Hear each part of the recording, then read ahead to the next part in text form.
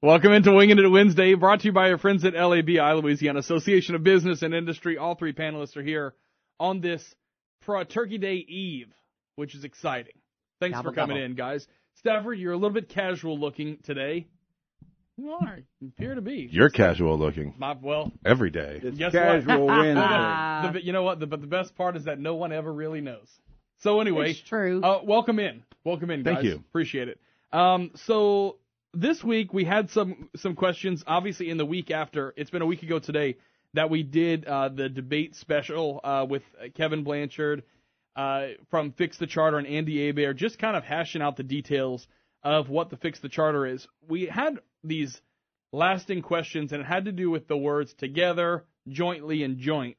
And Mr. Blanchard even talked about it a bit last Wednesday when we had the conversation. And so I asked some more questions. I went back to Fix the Charter, Carly Omlabar, and I said, all right, so everything else, let's take everything else out of this discussion. But I want to just ask about the words fair, fairly, joint, jointly, and together. And it seems to me after we talked about all this, and we'll start with you, Warren, it won't give, if this is adopted, if this passes by the voters, it won't get Lafayette autonomy. It will give it more autonomy than it had, but it will not have the same autonomy as the Broussard, Youngsville, Scott, Karen Crow, situations, because it isn't full deconsolidation. Does that change the conversation to you? No, it doesn't change the conversation. I mean, look, it's like anything else. It doesn't fix anything. It's like the dope head going along there, and all at once he says, well, tomorrow I'm only going to shoot up once instead of 5 times. Well, you still got your drug problem, and it's not going to get any better. But this deal with the deconsolidation, reconsolidation, no consolidation, can't we just all get along? The Rodney King slogan. And that nobody wants to attack the real problem. And the first thing you need to do is you need to say, what is the problem? Now, we all know what the problem is. Well, no, we don't. They don't know what the problem is. But you need to define your problem, and then you define a solution to it. And that I still say that the only thing, this thing is flawed from the beginning. You want to quasi go back to 2 different forms of government, but you're not going to go back to 2 completely different forms of government. So we're going to have a little bit overlap here and a little overlap there. You need to either have one or 2 things. Either we're going back to 2 forms of government, or we're going to have the thing sort of like we have now. But if we're going to stay what we have now, Lafayette needs to be consolidated. Everything that's not in another incorporated area becomes Lafayette. Period. And that way you're going to stop Broussard, Youngsville, and whatever from annexing all of the property up and down I-10, which they've already pretty much done. But that at least you can, you can stop some of that, and and that may create different problems. But I don't know. I just think that it needs to be one way or the other. So, Carol, it does seem like it in Warren's mind, it's all or nothing. Either deconsolidate or keep it how it is. Where are you, especially since we have a little bit more of at least an explanation for why it is different, why it is not full autonomy when it comes to parks and other things like that? Where is it from your perspective now, knowing what we know? Well, the misnomer is fix the charter. It doesn't fix the charter. It changes the charter. It doesn't really fix it. There are still problems all the way along the line. I don't think they've seen all of the problems that could come up. I think it's a minefield of unintended consequences. As I've said many times before, they drew the district lines. Do the district lines meet federal muster? I mean, they're supposed to. We've been told many times, and Andy Abair was absolutely right. And in a number of times, I think he's read the document more than anyone, the jointly, the both, the this, the that. You have a city council, a parish council, and a consolidated council that comes together. But we still have one mayor president. Until we fix that, that is always going to be a problem. So there is a way to fix this without going to 2 or 3 councils. You can bring those districts, and there was a hybrid offered when the original total deconsolidation, which I voted against and I spoke against.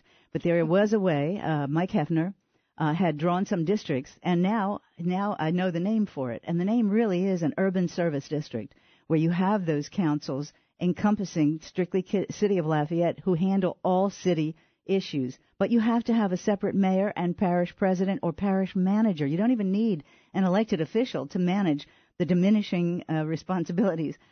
I won't say diminishing, but the changed responsibilities. And that parish manager could be answerable to the whole consolidated council, while the mayor, similar to the other smaller municipalities, will be answerable to the city residents and council. You can do that. You can fix it that way without setting up, I am telling you, have you ever seen a political body not want to accrue more power to itself? No, you haven't. Now you'll have two bodies fighting each other, each 5 members. You're going to have a mayor president who's going to have the wisdom of Solomon to decide, if they're at odds with each other. It really is a minefield, and there wasn't enough input from the public. Typical lack of transparency. Stafford, when we start to look at it, she did bring up districts. I'm interested in your thought about the jointly and together, but also how the districts size up and how many people can one member on a council realistically serve. I have no idea. I trust Mike Hefner with that. I mean, that's what he's done for years, and he's done it according to the courts. And it's so there's a lot of things to address with the bad information we just got for the past 4 minutes. So let me start out. For the 5th time, we cannot just go annex pieces of unincorporated parts of the parish. That's against the law. If you want to change that, lobby the state.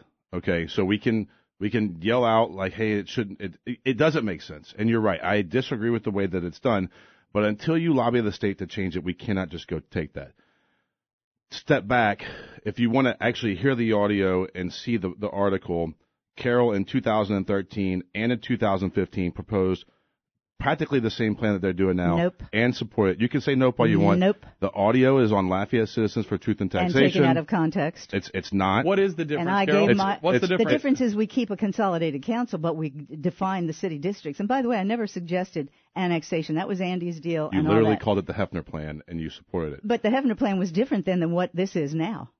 So back to what I said. The audio is online, and one of the great things about living in the digital age is that if you say something, it's on air. It's going to be recorded, so it's there. You can go look into it. I don't know what's changed with you, Carol. I'm confused about it. Maybe being part of Lafayette Citizens Against Taxes has skewed you on this. What you're saying is they're forming two separate bodies, political bodies. That was never in the equation. There was 2 separate bodies before consolidation, but you ignore that, and I don't know why. They're not separate. So look, what you're arguing is that the citizens of the city of Lafayette don't deserve the same representation, or at least close to it, as the citizens of the other municipalities. Wrong. I am arguing that, but they need their own mayor. This doesn't fix that. I'll get my point out at some point. Well, try to stop attacking me and talk your point. I'm not attacking. I'm taking what you've said publicly out of context. No, and putting out. Look, the article from the newspaper is there. Have you ever been misquoted? Have you ever been misquoted? Give your fix. Just give your fix. Okay. To where do you want to go? Where is the logical next step? We have to move forward, right? And what's being proposed currently by the people opposing it is to not move forward, right? And they're saying that this fix isn't enough and we have to go back to the drawing table. Well, we've tried that and it didn't work. We've got to start somewhere. The citizens of Lafayette deserve the same representation that the citizens of Broussard, Youngsville, Carencro, Scott, and Giudice get as well. Do you think with the language, the jointly together, they do get that? I think that's a hang-up from Andy Hebert. Actually, no. The Fix the Charter people, when we talked about it, that is a concern they have as well. So when you talk to the Fix the Charter people, they're fighting 2 people. They're fighting Andy Hebert, who's going out and speaking about it, and they're fighting a website, right? And Carol, I'm going to challenge you. I think you need to have Kevin Blanchard on your show. You've had Andy Hebert there. I think you should have Kevin or I'd be happy to. Or Carly on your show at some point to have the discussion. Absolutely. So, but let me tell you, they've gotten more time from this station. And hats off to 96.5 for having the debate. I thought it was good for everybody to hear both sides. Very good. Warren, wrap this one up for us, please. Yeah, what Stafford said about the annexation and all that, you need to go change some state laws. I'm in complete agreement with that you got to change some state laws. I've also said that about taxation and the way the way we allocate tax money here in Lafayette, and you let these municipalities go out there and pull stuff out of the parish, and they take the tax dollars with them. That's why I say that yeah, you got to change some state laws. They need to be changed because God knows we got some screwed up laws in this state that stops progress and everything else. But I still come back to one thing. You're either going to have all of it or none of it. In Lafayette, if you're going to have consolidation, then it all needs to be consolidated or none of it does. Well, I think it'd be difficult at this point to try to consolidate all of the unincorporated area. The thing that I would start with is the islands of unincorporation, those unincorporated islands within the corporate boundaries of the city of Lafayette. I've said that before. That was number one. Number two, we have to separate the mayor and president function. That is not working and won't work, especially under this form of government. This is even more of a minefield for that position. And if you read some of those documents, they want to have, they're trying to have it both ways. They want to have all of the services behind the scenes. They want to have, like, and the clerk of the council is going to serve all three councils, the city, the parish, and all three. A city district is going to have roughly 25,000 persons in it. A parish district is going to have 45,000. I've spoken to people who have been on the council when there were roughly 20,000 people that they were, their constituents, and they had a hard enough problem there. So that's the more bad plan info. that was originally planned. It is? Yeah. You're going to have 5 districts parish-wide, and you're going to be able to limit the number of people in those districts. How are you going to draw those lines? Tell me. According to the federal laws. So you keep putting out that there's 3 districts. That is not correct. It's in the charter. There are 2, and then on joint city-parish issues, the vote is to all of them. Yes, okay? exactly. And let's say you have a tie between the city and the parish. The thing that you keep implying is that there's going to be a third group of people out there when that's just not the case. Listen, I don't know what's changed with you. You've supported Nothing this has multiple changed. times. I have been against total deconsolidation. This is de facto total deconsolidation. And listen, you can say that all that stuff was taken out of context. The whole article is there. The whole piece of the whole audio from your show is there. You've supported it. I did not support deconsolidation, and that is what this is de facto. All right, let's wrap it up, Stafford. I hope that the citizens of Lafayette take a step back and talk to people, listen to each other, take a look at what LCAT's putting out, take a look, or Lafayette says it gets taxes. You can see where the majority of the stuff that they've put out has been debunked. You can go to Lafayette Citizens for Truth and Taxation. You can go to Fix the Charter. You can see who their funders are. You can see all the data about it, and they'll be open and honest with you about it. And they'll tell you, hey, there are some places where we wish this could go further. One of the things that was brought up by Kenneth Boudreaux is something that Carol's harping on, an amendment in April to separate the mayor and the parish president. And where they balked, where the Tea Party of Lafayette or Louisiana Citizens Action Network balked, was when they brought it to Terrio, who argued for 10 minutes that this is what we need. He wouldn't back it because he felt he was getting trapped. It's complete BS. Can we move on? Yeah, we are. We're about to move on. We're gonna have to take a break. We are gonna have to continue to have the conversation about the mayor president because it is another sticking point in all of this, no matter if this gets approved or not, because it's obviously a problem that people see. Quick break here. We're back with more Wingin' It Wednesday coming up. 7:33 now at News Talk 96.5 KPEL. Ran out of there, ran back in a jiffy. All right. Another issue that's coming up on the December ballot is the sheriff sales tax. And we have had a lot of conversations, obviously, as you can tell by our expanded first segment of Wingin' It Wednesday, about deconsolidation, halfway consolidation, fixing the charter, changing the charter. But it almost seems like I'm not hearing anyone even talking about the sheriff's sales tax. Does that mean that it's just got to be a runaway no? I mean, it's very interesting because no one's even out there to debate it, not even the sheriff himself. Carol, we'll start with you. People aren't buzzing about this specific thing. The sheriff thing. is out there selling it. I've seen two definite, and a third one just in talking about it, and he's been on my show to talk about it. They're out there pushing it. They've sent out direct mail pieces. Mm-hmm. The timing of their annual report was interesting. But anyway, he's out there pushing it. I don't know. It all depends on the It turnout. all depends on the turnout and who turns out. Well, the key. I think, it's really interesting. I don't think anybody expected a 50% turnout the first time around. Not really. 40% they would have been thrilled with. I think the clerk of court was expecting 35%. So if the numbers hold up on this one, it probably will be not as big a no, because the sheriff he employs a lot of people, and they have families, and they vote, and they have a vested interest in this passing. The problem with this tax is that, if you do the comparison, and several people have, in fact, the Lafayette Police Association has done the comparison between Baton Rouge and Lafayette.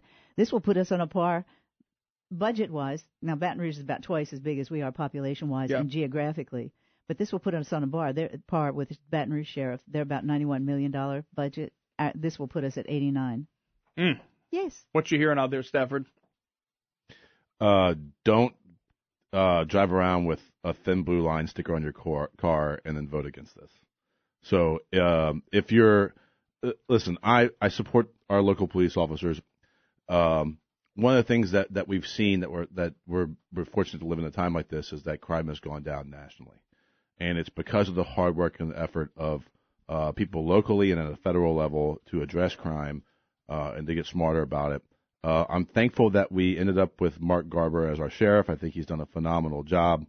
I like the fact that he's a parent to kids, especially kids around my age. I think that's makes him more around your kid's age. Around my kid's age. Yeah, sorry.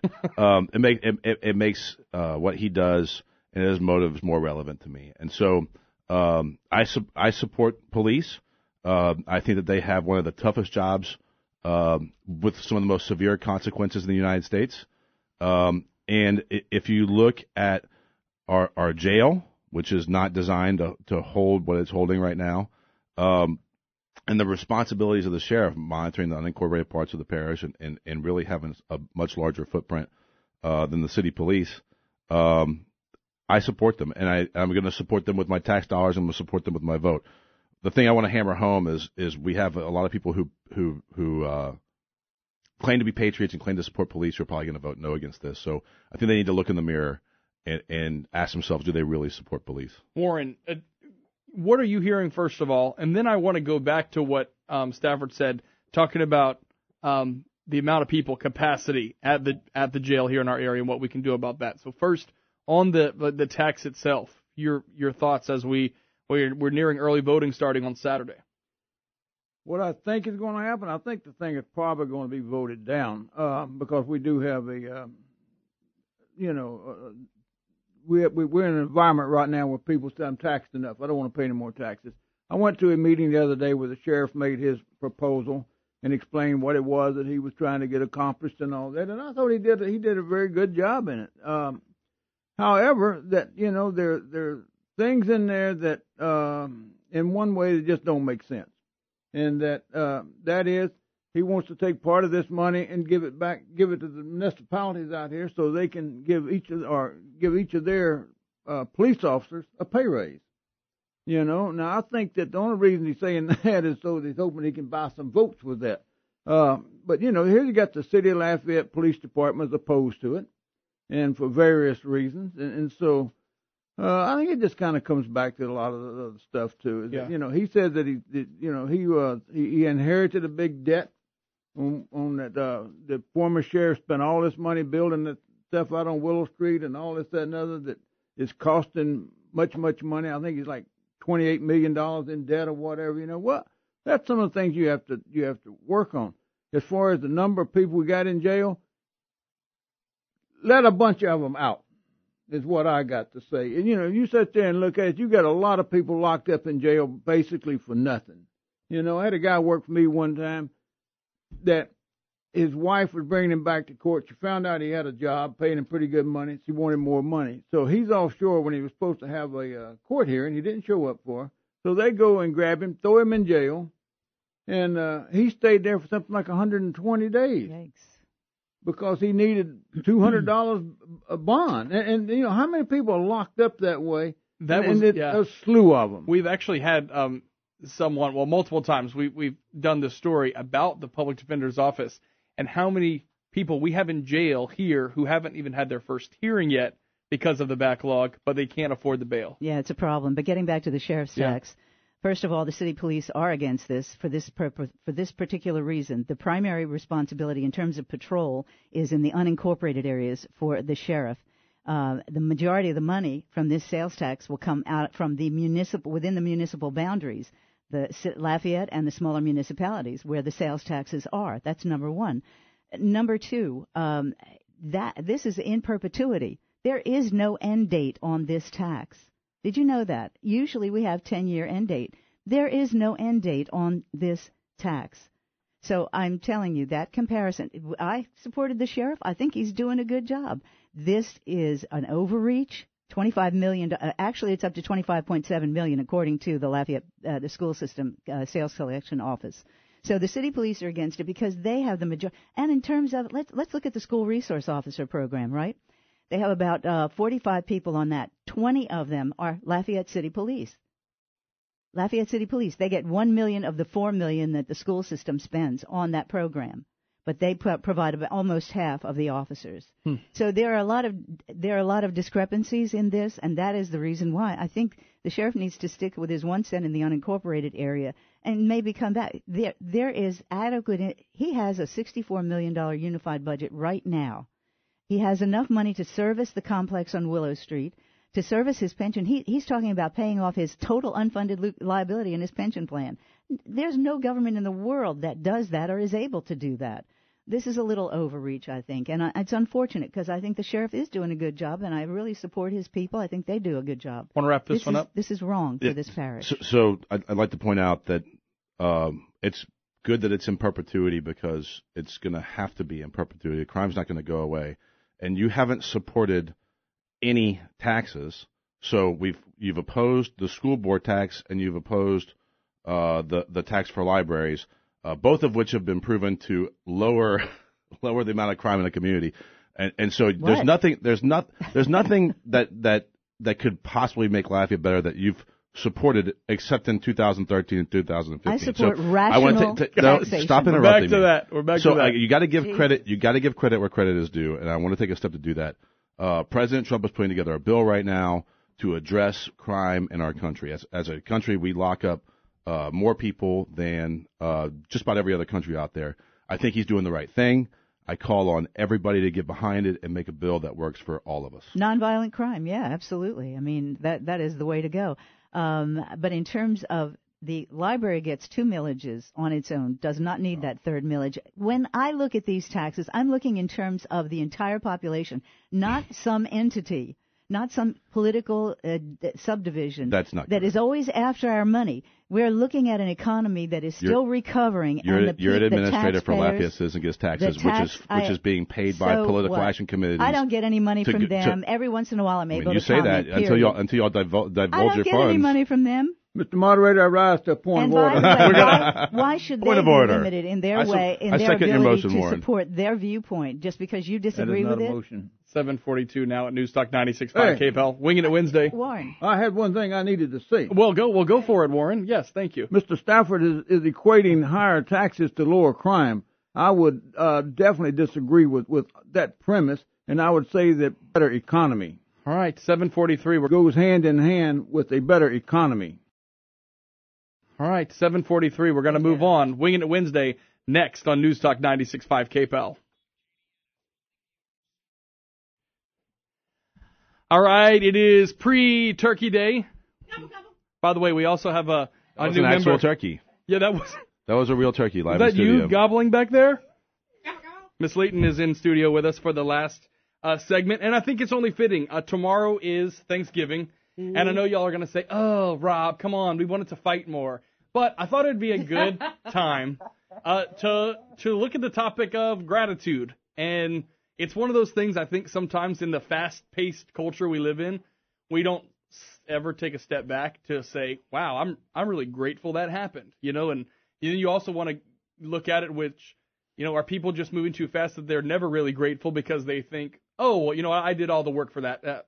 That was good. Stafford, we'll start for you. What are you grateful for? What are you thankful for this Thanksgiving week? So I'm glad we're talking about this. I believe that the key to a happy life is being grateful no matter your situation. So I'm thankful for a healthy family. I've got 2 beautiful kids who don't listen to the radio and don't know anything, but they think their dad's a hero, right? Yes, okay. Awesome. But you are, dude. I'm thankful Do you for lie that. about military service to them? Do I lie about military service? Oh, listen. I'm betting that I'm not going to be alive when everything's relevant to them. So Okay. we'll see how that goes. All right. I'm thankful for family. I've got a house full of family right now. I don't think they're listening to this either, but I'm thankful that I get to spend time with them. My brother's in town. We don't get to hang out enough. I'm thankful that we get to spend time together.